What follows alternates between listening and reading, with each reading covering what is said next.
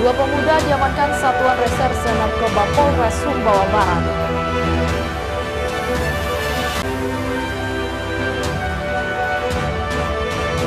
Belasan nelayan di pantai Meninting Batu Layar dipolisikan pengembang.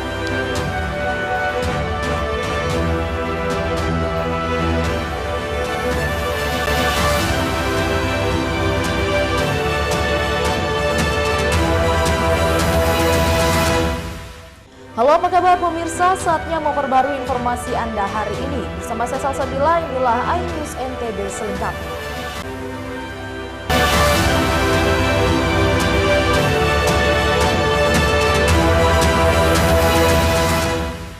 Dua pemuda berinisial NT dan AN diamankan Satuan Reserse Narkoba Polres Sumbawa Barat. Dari tangan terduga pelaku, polisi sita 4,22 gram sabu siap edar. Beginilah detik-detik saat anggota Satuan Narkoba Polres Sumbawa Barat menggeledah salah satu rumah milik NT dan AN yang ada di Kota Taliwang, Kabupaten Sumbawa Barat. Saat dilakukan penggeledahan, petugas menemukan barang bukti sabu seberat 4,22 gram. Untuk mengelabui petugas, oleh terduga pelaku narkoba tersebut disembunyikan di dalam kaca spion sepeda motor. Dari hasil penggeledahan, petugas juga mengamankan barang bukti sejumlah uang tunai, telepon genggam, dan narkoba jenis sabu siap edar. Tidak hanya itu, dari hasil pemeriksaan kedua tersangka NT dan AN mengaku narkoba tersebut didapat dari seseorang berinisial D yang beralamat di Kecamatan Alas Barat. Dari hasil penggeledahan ditemukan barang bukti sabu seberat 4,22 gram. Kemudian ada timbangan digital, beberapa klip kosong yang digunakan untuk membungkus sabu-sabu tersebut. Kemudian ada uang tunai hasil transaksi sebanyak 1.700.000. Untuk mempertanggungjawabkan perbuatannya, terduga pelaku NT dan AN dijerat Undang-Undang Republik Indonesia Nomor 35 Tahun 2009 tentang narkotika dengan ancaman hukuman 12 tahun penjara. Dari Sumbawa Barat, Topan Iswandi, iNews melaporkan. Kita beralih ke informasi selanjutnya, pemirsa. Belasan nelayan di pantai Meninting Batu Layar, Lombok Barat dipolisikan pengembang karena diduga gunakan sepadan pantai untuk beraktivitas. Gunakan sepadan pantai untuk menaruh mesin perahu mereka usai berlayar, 13 nelayan desa Meninting Batu Layar, Lombok Barat harus berurusan dengan hukum setelah mereka dilaporkan oleh perusahaan pengembang perumahan elit Lagon Bay di tempat itu. Salah satu nelayan, Sudirman, menegaskan dirinya hanya menaruh peralatan nelayannya di sepadan pantai, namun dimarahi oleh salah satu manajemen sehingga dirinya sudah tidak lagi beraktivitas, namun malah dilaporkan ke Polres Lombok Barat. Iya, dari dulu itu memang tempat kami turun-binurun di sana. Iya, dari dulu tempat kami menyandarkan perahu dari dulu di sana. Kok sekarang tiba-tiba mereka datang mengklaim bahwa itu tempat lahan mereka. Sementara itu, Kepala Desa Meninting menegaskan pihak desa menyayangkan pelaporan kepada warganya itu, namun pihak perusahaan dengan sertifikat hak guna lahan tersebut malah menekan masyarakat dan menempuh jalur hukum, kendati masyarakat nelayan tidak melanjutkan aktivitas mereka. Menurut dia ada sampai yang ada buis itu bisa dicek di lapangan, itu dia klaim sebagai hak milik dia berdasarkan sertifikat, katanya tahun 76 kurang lebih. Itu nggih. Ya, perusahaan sebelumnya itu. Nggih, itu dia bilang. Jadi itu yang dia sampaikan ke kita. Nah, sehingga masyarakat juga sama, kita tidak tahu. Tapi yang dia pegang masyarakat dari turun-temurun puluhan tahun, bahkan mungkin 20-30 tahun dari nenek moyang. 6 warga telah menjalani pemeriksaan di Reskrim Polres Lombok Barat. Sejumlah warga yang diperiksa menjelaskan bahwa mereka hanya menjalani kesepakatan antar nelayan dan perusahaan, namun malah berujung pelaporan polisi. Dari Lombok Barat, Muzakir, iNews melaporkan. Pemirsa, terkait prediksi gempa bumi megatrust di Indonesia menimbulkan kekhawatiran masyarakat. Badan Penanggulangan Bencana Daerah Kabupaten Sumbawa Barat menghimbau masyarakat tetap tenang dan waspada karena pemerintah telah menyiapkan mitigasi bencana dengan baik. Badan Penanggulangan Bencana Daerah Kabupaten Sumbawa Barat menghimbau masyarakat agar terus melakukan aktivitas sehari-hari seperti biasa, namun tetap waspada dengan adanya informasi dari Badan Meteorologi, Klimatologi, dan Geofisika terkait prediksi gempa bumi megatrust yang akan terjadi di beberapa wilayah di Indonesia. Upaya itu dilakukan pemerintah untuk terus mengingatkan masyarakat agar tetap meningkatkan kewaspadaan, mengingat bencana alam bisa saja terjadi sewaktu-waktu.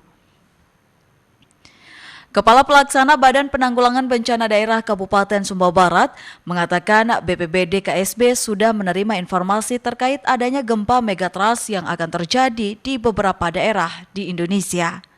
Jadi kita sudah himbau masyarakat Sumbawa Barat agar waspada.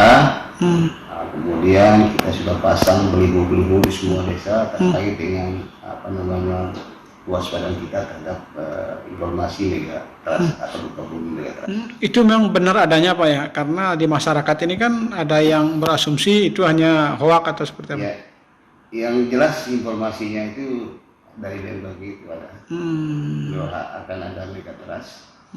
Tapi ya namanya bisa jadi bisa tidak. Selain itu, BPBD Sumbawa Barat menghimbau masyarakat agar terus meningkatkan kewaspadaan dan mengajak masyarakat agar lebih bijak menyikapi informasi yang beredar di media sosial. Hal tersebut sangat perlu dilakukan untuk menghindari informasi liar beredar di tengah masyarakat yang nantinya menimbulkan kepanikan. Dari Sumbawa Barat, Topan Iswandi, iNews melaporkan. Pemirsa, informasi lainnya akan kami suguhkan untuk Anda setelah jeda pariwara berikut. Tetaplah bersama kami di iNews NTB.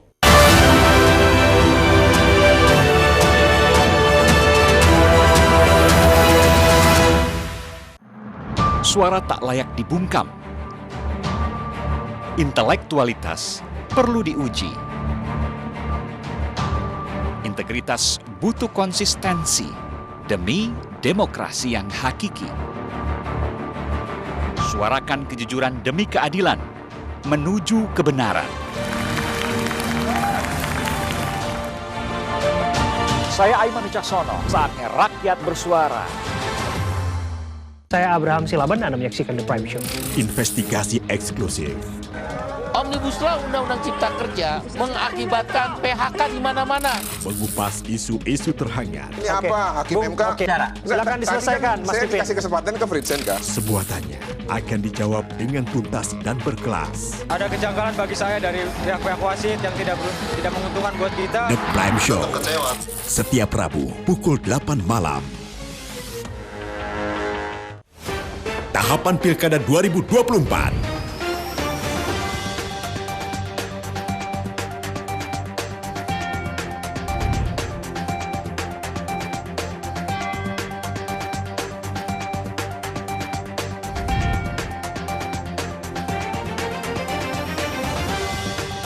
Ikuti informasi terkini seputar Pilkada di semua program berita iNews.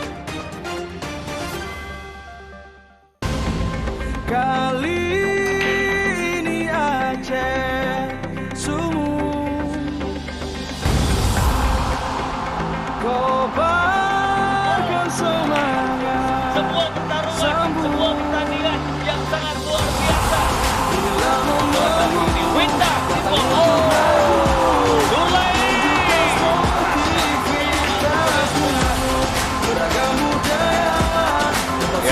luar biasa serangannya. Bersatu kita juara.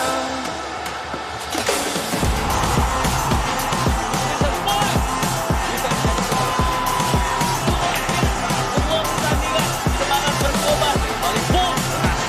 Datang quick.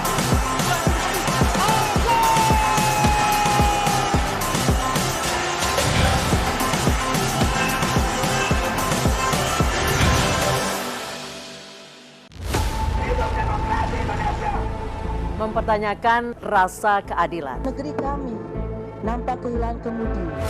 Kebenaran, keberanian, dan juga kejujuran. Itu hak demokrasi, nggak apa-apa.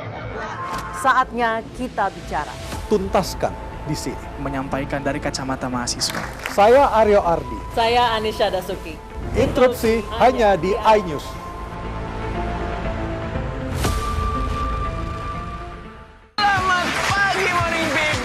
hadir menemani pagi Anda dengan sajian informasi unik dan menarik. Jus bisa mengobati migrain. Sesuatu yang sangat enak di pagi hari. Oke, langsung kita bikin. Sangat membagongkan. Menghadirkan bintang tamu yang menginspirasi. Ada lebih dari 40 warna. Wow. Morning Update ada pada hari. Morning Update, Senin sampai Jumat pukul 7 pagi di iNews. Mandi weekendmu bersama program kuliner spesial. Kalaparan, eksplor gokil wisata kuliner. Tempat makan yang jarang terekspos.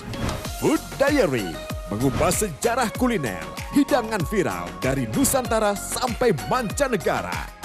Mantep banget, mantep banget. Saksikan kuliner spesial weekend, Sabtu dan Minggu pukul 10 pagi di iNews. Kali ini Aceh sungguh. Inilah kali ini Winda Timor mulai.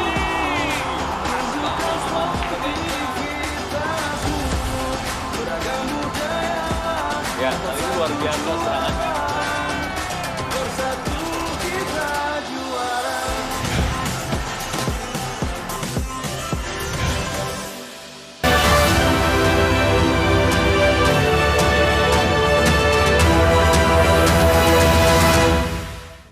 Terima kasih pemirsa masih bersama kami di iNews NTB. Calon Gubernur Nusa Tenggara Barat yang didukung Partai Perindo, Siti Rohmi Dalilah mengajak semua komponen masyarakat untuk mendukung pelaksanaan Pilkada 2024 dengan damai dan aman. Hal itu disampaikan Cagup NTB Siti Rohmi Dalilah saat jalan sehat. Puluhan ribu warga dan santri ikuti jalan sehat bersama calon Gubernur NTB Hajah Siti Rohmi Dalilah dan calon Bupati Lombok Timur Muhammad Samsul Lutfi. Jalan sehat ini sekaligus mengawali rangkaian kegiatan Hultah ke-88 NWDI Pancor dan Haul ke-27 Pahlawan Nasional Tuan Guru Kiai Haji Muhammad Zainuddin Abdul Majid. Puluhan ribu peserta dari kalangan santri, guru, dan masyarakat umum ikuti jalan sehat mengelilingi kota Selong dan mengawal calon Gubernur NTB Siti Rohmi Dalilah dan calon Bupati Lombok Timur Muhammad Samsul Lutfi yang berada di barisan depan. Para peserta mengular sepanjang jalan Tuan Guru Kiai Haji Muhammad Zainuddin Abdul Majid melintasi Taman Rinjani Selong, terus bergerak ke Jalan Profesor M. Yamin dan kembali finish ke Gor Hamzan Wadi Pancor. Bacagup NTB Siti Rohmi Dalilah menyerukan dan mengajak seluruh masyarakat menyambut Pilkada 27 November mendatang dengan damai dan tenang. Untuk seluruh masyarakat kami menyerukan agar mari kita sambut Pilkada 2024 pada tanggal 27 November 2024 dengan damai, aman, tentram, kondusif, damai, sehingga insya Allah akan terpilih pemimpin-pemimpin yang terbaik untuk masyarakat. Dari Lombok Timur, Ramli Nurawang, iNews melaporkan. Sementara itu pemirsa, calon Gubernur NTB yang diusung Partai Perindo Siti Rohmi Dalilah menjanjikan peningkatan kualitas sumber daya manusia dengan melibatkan pemuda dalam berbagai program strategis pembangunan. Hal itu diungkapkan Bacagup NTB Siti Rohmi Dalilah saat dialog kepemudaan. Dialog kepemudaan dengan tema Mimbar Demokrasi Pemuda untuk calon Gubernur dan Wakil Gubernur NTB.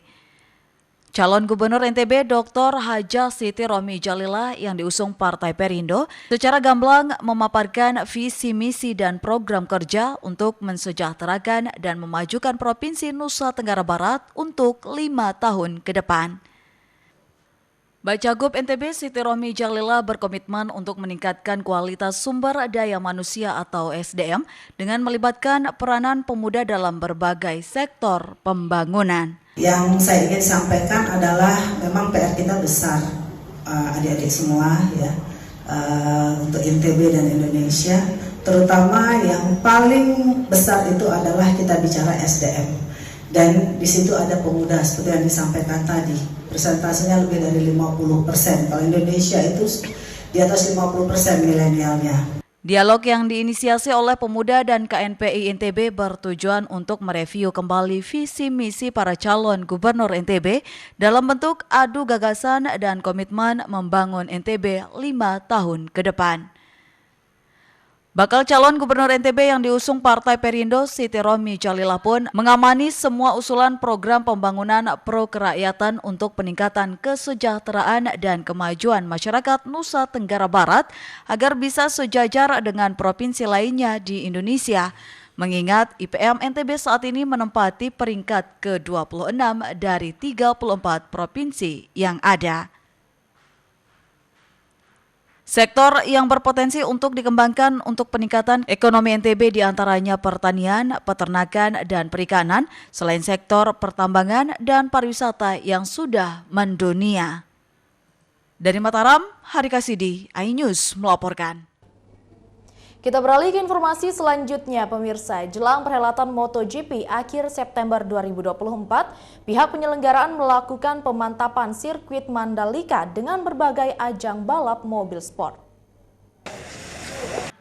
Ajang balap mobil sport Mandalika Festival of Speed merupakan rangkaian dari pemantapan persiapan sirkuit Mandalika jelang event MotoGP pada 27 hingga 29 September mendatang. Ajang MFOS berupa mobil sport dan festival mobil antik mini ini sebagai ajang terakhir sebelum ajang MotoGP Mandalika. MFOS sendiri juga untuk mengecek kesiapan sirkuit pada MotoGP nanti.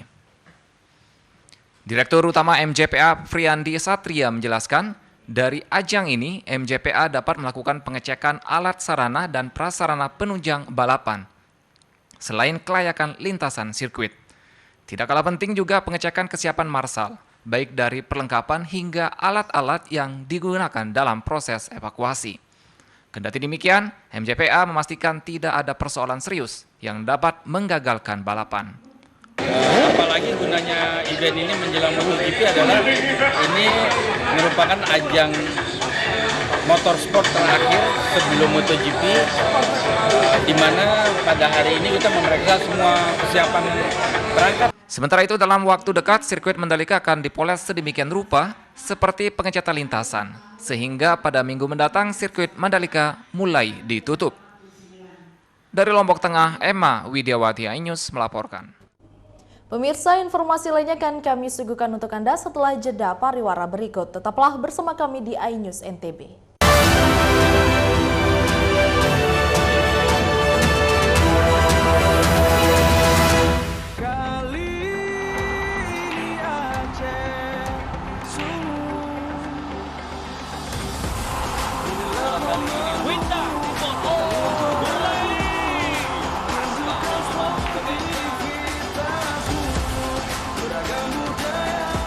Ya, ini luar biasa serangannya.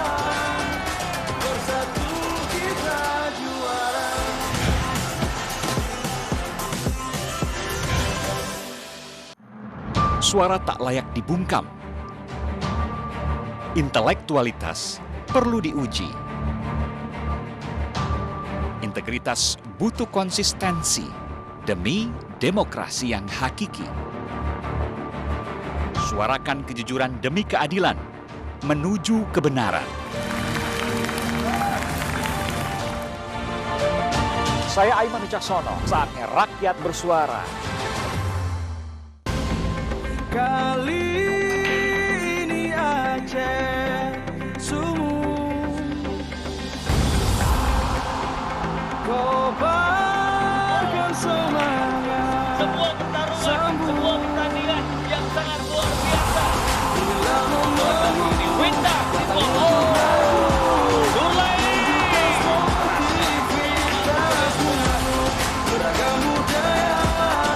Ya, lalu luar biasa serangannya.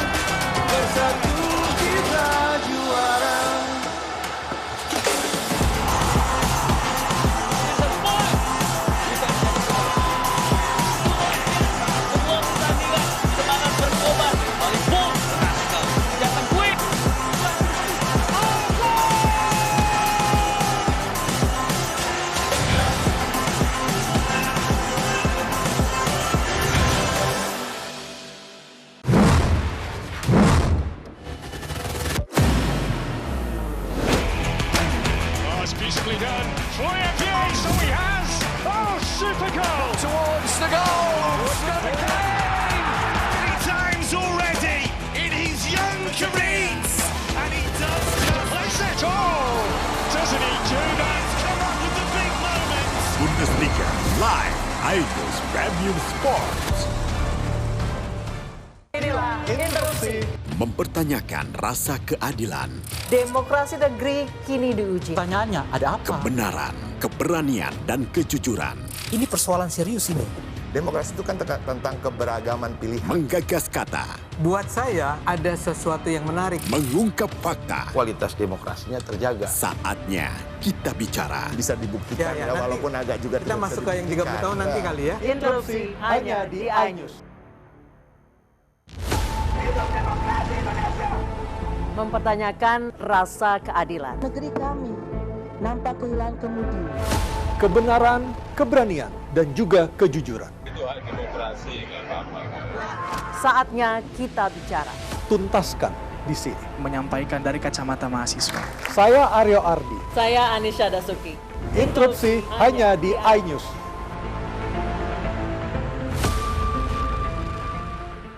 Money Weekendmu bersama program kuliner spesial. Kalaparan, eksplor gokil wisata kuliner. Tempat makan yang jarang terekspos. Food Diary, mengupas sejarah kuliner, hidangan viral dari Nusantara sampai mancanegara. Mantep banget, mantep banget. Saksikan Kuliner Special Weekend, Sabtu dan Minggu pukul 10 pagi di iNews. Halo teman-teman, saya mau mengajak teman-teman untuk menjaga kebersihan lingkungan agar tidak menimbulkan bencana seperti menyebabkan kerusakan ekologis, menyebarkan penyakit, menyebabkan terjadinya banjir, dan menyebabkan bau yang tidak sedap. Ayo jaga kebersihan lingkungan kita dari sampah lingkungan dan sampah masyarakat. Mari kita pulangkan sampah-sampah kita ke tempat yang semestinya. Karena satu sampah yang kau buang sembarangan akan menimbulkan 1001 macam bencana.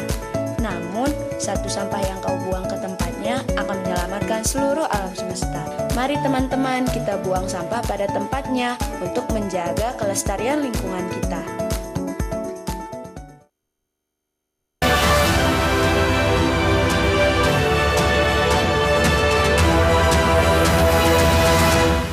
Terima kasih pemirsa masih bersama kami di iNews NTB. Desa wisata Bonjeruk, Kecamatan Jonggat, Kabupaten Lombok Tengah memiliki ritual Daus Gong. Tradisi ini merupakan budaya Sasak yang kaya dan unik yang menggabungkan antara tradisi kuno dan warisan sejarah Belanda yang masih terjaga. Tradisi Daus Gong ini merupakan salah satu warisan budaya Sasak yang kaya dan unik yang menggabungkan tradisi kuno, keberagaman budaya dan warisan sejarah Belanda yang masih terjaga. Diiringi oleh gendang bele, masyarakat Bonjeruk memulai prosesi dengan berjalan kaki membawa seserahan seperti pesaji, penamat menuju Bun Mertak atau buah sumber mata air kuno yang dikelilingi oleh 2 pohon beringin purba. Sesampainya di Bun Mertak, pemangku adat kemudian memimpin ritual dengan memanterai air, memandikan seekor ayam putih dan sebilah keris yang dimaknai sebagai simbolis dalam membersihkan dan menyucikan budaya serta menerima berkah yang mengalir melalui air suci. Kemudian barisan pemain gendang bele mengelilingi kedua pohon beringin tersebut sebanyak 9 kali sambil terus menabuh gendang dan gong. Hal ini melambangkan keharmonisan dan kekuatan budaya yang terus hidup dan berkembang seiring berjalannya waktu. Jadi di Bonjeruk Culture Festival ini salah satu rangkaian acaranya adalah Daus Gong. Daus Gong itu sebenarnya berarti memandikan alat musik. Nah, tujuan dari memandikan alat musik ini adalah mencari keberkahan atau kemajuan dan juga untuk memupuk silaturahmi. Daus Gong ini bertujuan untuk melestarikan dan menyucikan budaya, memperkenalkan keindahan desa wisata Bonjeruk, serta masakan khas Lombok kepada masyarakat luas. Kegiatan Daus Gong sudah dilaksanakan sejak zaman Wali Songo saat alat musik tradisional mulai berkembang. Di Desa Bonjeruk, ritual ini mulai dilaksanakan sejak tahun 1997 saat gong mulai berkembang. Ritual daus gong ini merupakan bagian penting dari tradisi masyarakat Desa Bonjeruk yang mencerminkan upaya menjaga harmonisasi antara manusia, alam, dan spiritualitas. Dari Lombok Tengah, Herkiandi, iNews melaporkan. Pemirsa, perang biasanya identik dengan kekerasan, namun masyarakat suku Sasak di Desa Pejangge, Kecamatan Praia Tengah memiliki tradisi perang timbung. Tradisi sebagai wujud rasa syukur melimpahnya hasil panen. Masyarakat di Lombok memiliki ragam tradisi untuk merayakan berbagai hal, salah satu diantaranya tradisi perang timbung di Desa Pejangge, Praia Tengah. Perang timbung ini berupa aksi para pemuda saling serang tanpa menggunakan senjata, melainkan makanan.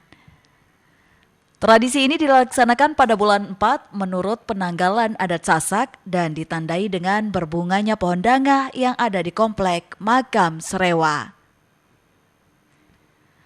Tradisi ini dilaksanakan dengan melemparkan timbung sejenis lemeng yang telah dipersiapkan sehari sebelumnya.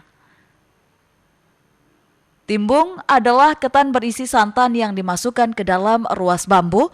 Di dalamnya sudah dilapisi dengan daun pisang dan dibakar sekitar 6 hingga 7 jam. Timbung inilah yang nantinya digunakan sebagai sarana utama dalam pelaksanaan tradisi perang timbung. Dalam tradisi ini, masing-masing peserta saling lempar timbung, baik yang ada di atas kompleks Makam Serewa maupun yang ada di pinggir jalan. Timbung ini tidak dibuat semata-mata untuk keperluan perang saja, melainkan juga untuk dinikmati bersama dan bahkan diberikan kepada pihak yang telah menyumbangkan sangkal. Tradisi ini dilaksanakan sebagai bentuk perwujudan rasa syukur karena hasil panen yang cukup melimpah. Berfungsi juga sebagai perwujudan rasa bakti dan hormat kepada leluhur, mempererat silaturahmi, dan tidak jarang pula digunakan sebagai ajang untuk mencari jodoh. Dulu Raja Pejangge, Desa Datuk Pejangge ini dikenal perang, mungkin dari negara lain diserang, sehingga beberapa tahun setelah diserang, Desa Pejangge ini diberikan